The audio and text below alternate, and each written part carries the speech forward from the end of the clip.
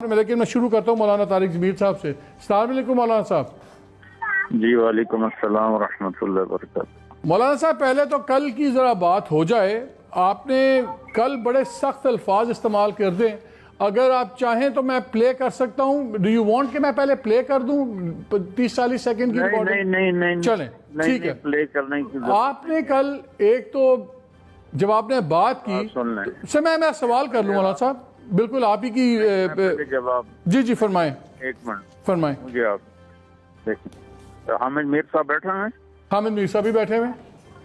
अच्छा, दुनिया में कोई ऐसा इंसान नहीं जो खता से पाक हो, बड़े से बड़ा अल्लामा हो, जाहिद हो, शेख हो, नबी के सिवा हर आदमी की जबान लड़खड़ाती है और ये इंसानी फितरत है और उसका एतराफ न करना ये शैतानियत है। तो मैं इतना बोलता हूँ तो मैं अपने इन कलिमात को जस्टिफाई नहीं कर रहा बल्कि माजरत कर रहा हूँ। हामिद मीर साहब से भी मैं माफी चाहता हूँ, आपसे भी, और जो दूसरे बैठे हैं उनसे भी, मौलाना ताहिर अशरफी साहब बैठे हैं, आप सबसे, जो भी मीडिया से मुताल्लिक हैं, मैं आप सबसे माफी चाहता हूँ। मेरी कोई आर्गूमेंट नहीं, मेरी कोई दलील नहीं, मुझसे गलती बस। आपको पूछना है तो पूछें। नहीं मौलाना साहब आपके बिल्कुल, मुझे तो आप कोई बात ही आपने ख़त्म कर दी नहीं। लेकिन मौलाना साहब आपकी बड़ी मेहरबानी कि आप माजरत कर रहे हैं, लेकिन आपने हमसे माजरत की ना। लेकिन हम तो इतने अहम लोग नहीं हैं। आपने कहा कि पूरी कौम जो है वो झूठ बोलती है, झूठे लोग हैं, और मीडिया पे एक मालिक जो है एक टीवी चैनल का, उसने कहा कि अगर मैंने झूठ ख़त्म कर दिया तो फिर मीडिया ही ख़त्म हो जाएगा। तो ये आपको, अगर आप सच की बात करते हैं कि सच बोलना चाहिए, तो उस बंदे का नाम बताएं ताकि पूरी दुनिया को पता चले।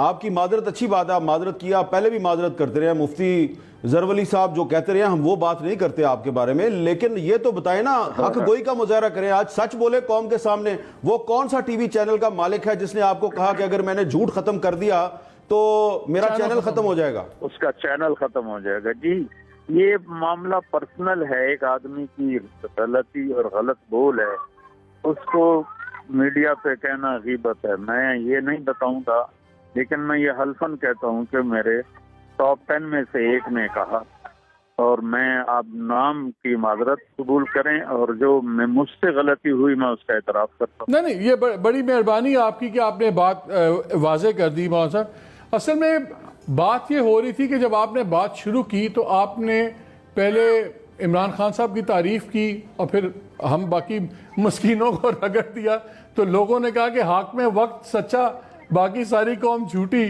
तो वो उस पर फिर बहुत ज़्यादा उस पर रिएक्शन आया। और आपको पता है जितना मीडिया है या मीडिया के लोगों ने शहादतें दी हुई हैं, 100 से ज़्यादा लोग शहीद हुए हैं पाकिस्तान में सिर्फ सच के लिए। और हम भाई मालिक, मैं तो पहले ही एतराफ कर चुका हूँ, अब आप इसको क्यों दो? नहीं बहुत मेहरबानी, हम आपकी इस बात की बहुत कदर कर रहे हैं। एक बात मैं कहूँगा, हामिद मीर साहब का क्लिप सुना था, तो उस वक्त से मैंने इनका नंबर ढूंढना शुरू किया, फिर मिला, फिर मैंने कोई 10 कॉल की, लेकिन ये मसरूफ थे तो ये कॉल ले नहीं सके। मैंने कामरान शाहिद को भी डायरेक्ट फोन करके माजरत की है, माफी मांगी है। जावेद चौधरी को कल ही मैंने माजरत कर दी थी, और जो भाई हामिद साहब शुक्र है बैठे हुए हैं, इनसे भी और आपसे भी और जितने भी हैं सबसे मैं एतराफ करता हूँ। एतराफ के बाद मतलब ये होता है कि मेरा सरेंडर है, मैं अपनी उस चीज की कोई दलील नहीं पेश कर रहा हूँ। चलो अच्छा, एक ख्वातीन का मौलाना साहब बड़ा रिएक्शन आ रहा है, आपने ट्विटर पे भी देखा होगा, हमारे भी बहुत लोगों ने फ़ोन किए।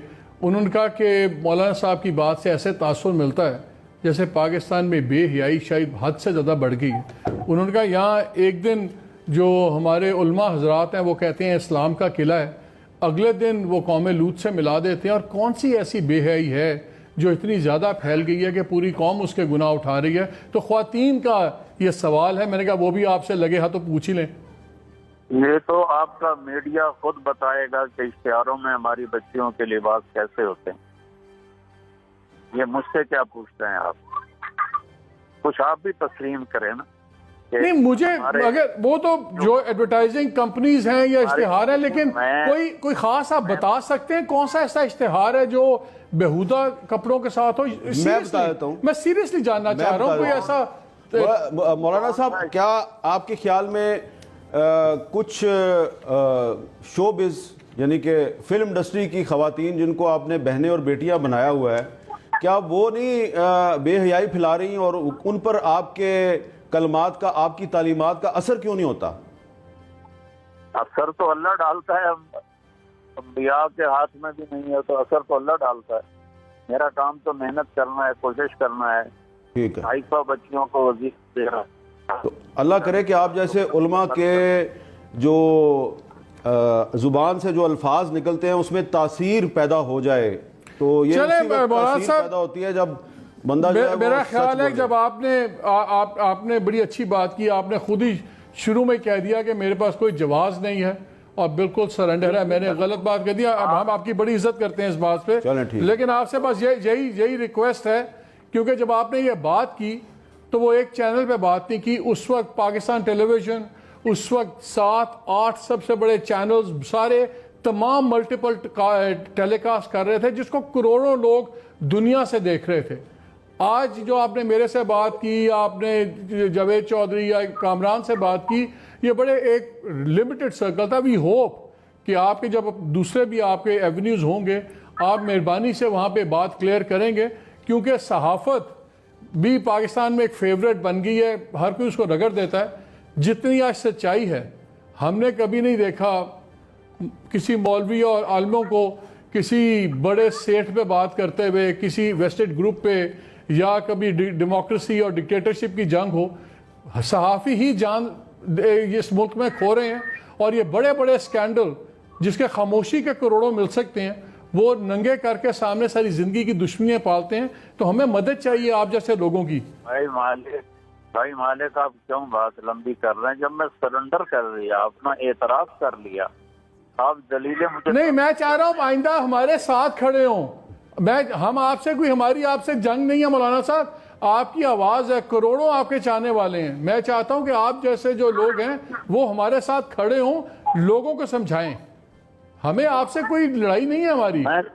میں کھڑا ہوں، آپ کے ساتھ کھڑا ہوں تو مالک بھائی، میں بندہ ناچیز ہوں، خطا کا پتلا ہوں، مجھ سے خطا ہوئی، میں بالکل اعتراف کرتا ہوں۔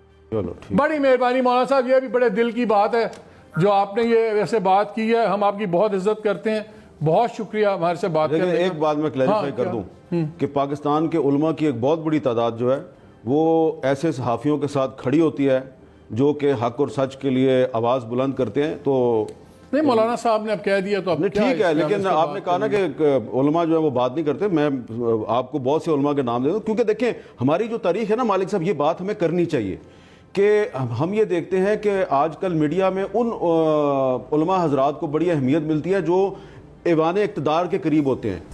ہمارے پاکستان میں اکثریت کن کی ہے؟ حنفیوں کی ہے نا؟ نہیں، امام ابو حنیفہ کو ماننے والوں کی ہے نا؟ تو امام ابو حنیفہ جو ہیں، جب ان کو حاکم وقت نے کہا کہ آپ میرے چیف جسٹس بن جائیں، انہوں نے جب انکار کیا تو خلیفہ وقت نے غصے میں آ کے ان کو جیل میں ڈال دیا۔ اسی طرح آپ دیکھ لیں امام مالک ہیں، ان کو کوڑے لگائے گئے، امام شافعی کو کوڑے لگائے گئے، امام جعفر صادق جو ہیں ان کو گرفتار کیا گیا۔ ہم جن علماء کو ماننے والے ہیں، جن مجتہدین کو ماننے والے ہیں، وہ حاکم وقت بادشاہوں حکمرانوں کے سامنے وہ سیسا پلائی ہوئی دیوار بن جاتے تھے۔ وہ ان کے پاس جا کے دربار میں جا کے حاضریاں نہیں دیتے تھے، نہ ہی سلام کرتے تھے۔ مولانا صاحب آخری بات آپ کا فائدہ اٹھا لیں، میری غامدی صاحب سے بات ہو رہی تھی تو انہوں نے کہا کہ جو تراویح ہے حقیقتاً اگر آپ گھر میں پڑھیں تو اس کا زیادہ ثواب ہے، اور یہ مسجد کے لیے نہیں، یہ گھر ہی کی عبادت ہے در حقیقت۔ یہ تو اب ڈاکٹرز بتائیں گے کہ مسجد میں جانے کے حالات ہیں یا نہیں ہیں، یا جو بڑے فتوے والے حضرات ہیں وہ بتائیں گے۔ نہیں، میں اس کا مذہبی طور پہ کہہ رہا ہوں۔ غامدی صاحب نے کہا ہے کہ اس کی فضیلت زیادہ ہے، اور یہ عبادت در حقیقت گھر کی عبادت ہے، اسی لیے رسول پاک نے بھی اس کو گھر میں ہی کیا، اور پھر انہوں نے پوری اس کی وجہ بتائی کس طرح 3 دفعہ وہاں پہ مسجد نبی میں ہوئے، وہ وہیں پہ اپنی تہجد وغیرہ کی. میری اس میں اپنی ذاتی کوئی رائے نہیں ہے، جیسے ہمارے یہاں کے بڑے علماء رائے دیں بس تو ٹھیک ہے، یا ڈاکٹر جو کہیں گے وہ ٹھیک ہے بس. مولانا صاحب بہت شکریہ، ونس اگین بہت شکریہ آپ کا، آپ نے وقت نکالا اور ایک سخت موضوع پہ ہمارے سے بات کی، بہت شکریہ آپ کا. ہمارے ساتھ گفتگو میں شامل ہیں مظہر عباس بھی،